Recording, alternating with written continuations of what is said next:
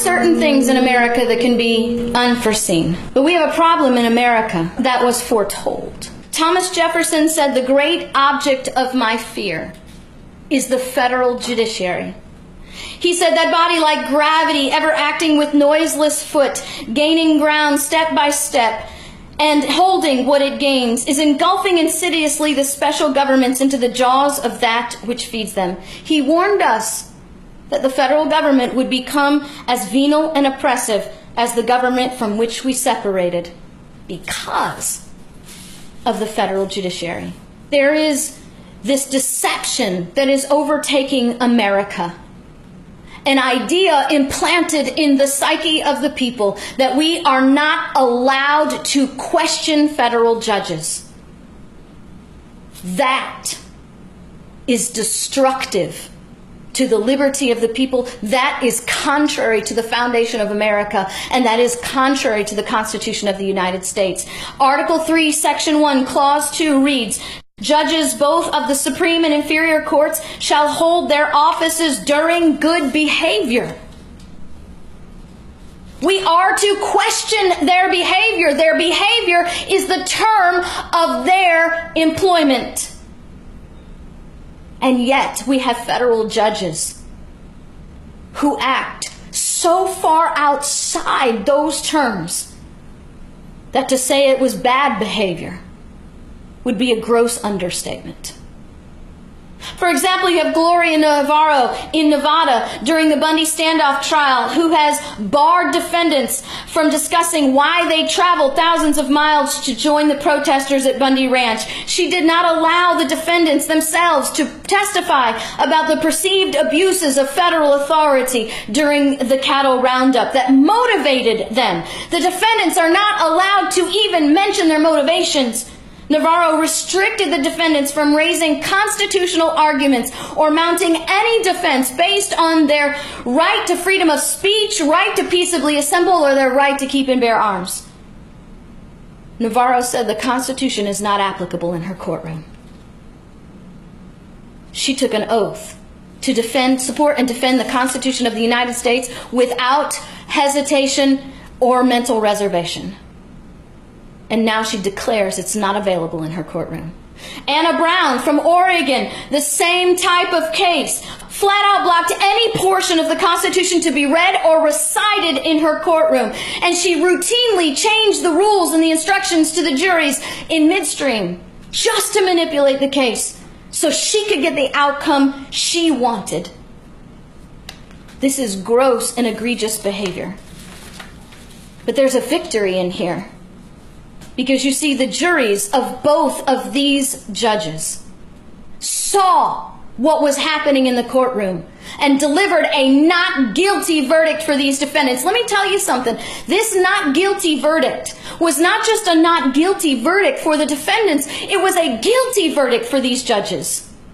They saw what was going on. They felt the manipulations. They realized this was not how a courtroom was supposed to operate. And in their conscious wisdom of liberty, they chose liberty first and said it does not matter. These defendants are not guilty. This is why jury nullification is so important and an essential check and balance. This is why Gloria Navarro, this is why Anna Brown they don't like the Constitution, because the Constitution means liberty and limits their power. J. Thomas Martin in Kansas declares the Constitution is not credible in his courtroom, and that the Constitution doesn't mean anything unless he says it means. He says the Constitution means what I say it means. This is a problem. When those who are limited by the Constitution can determine its own meaning. This is not someone who is to apply justice, not someone who is to defend the Constitution. This is someone who manipulates it for their own cause. Royal Ferguson in Western Texas declares in a civil case that he has the authority and control of the U.S. Army, the Navy, the Marines, and the Air Force, and the U.S. Marshals to effectuate his orders. When a defendant in his courtroom expressed a desire to appeal Judge Royal Ferguson's order, Judge Royal Ferguson says, if you don't comply with my order, it is punishable by lots of dollars, jail, and death. How is it that we have federal judges acting in such bad behavior that they no longer feel compelled to defend the Constitution? Judge Dick Posner says, I see absolutely no value to a judge of spending decades, years, months, weeks, days, hours, minutes, or even seconds studying the Constitution. This is bad behavior. I want you to hear in your own ears the words of Supreme Court Justice Neil Gorsuch. But, Senator, when you attack the integrity or honesty or independence of a judge, their motives, as we sometimes hear, Senator, I know the men and women of the federal judiciary, a lot of them. I know how hard their job is, how much they often give up to do it, the difficult circumstances in which they do it. It's a lonely job, too. I'm not asking for any crocodile tears or anything like that. I'm just saying I know these people, and I know how decent they are. And when anyone criticizes the honesty or integrity, the motives of a federal judge, well, I find that disheartening. I find that demoralizing, because I know the truth. Anyone, including the President of the United States? Anyone is anyone.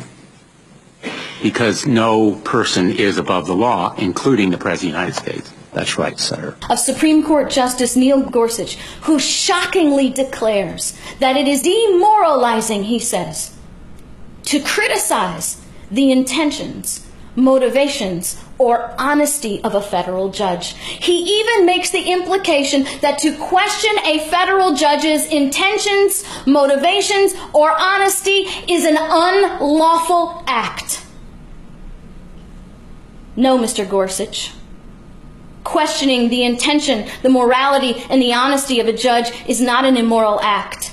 It is the duty of every citizen of the United States. It is the duty of every person living under this constitutional republic, and it is absolutely within the job description of every congressman that sits in Washington, D.C.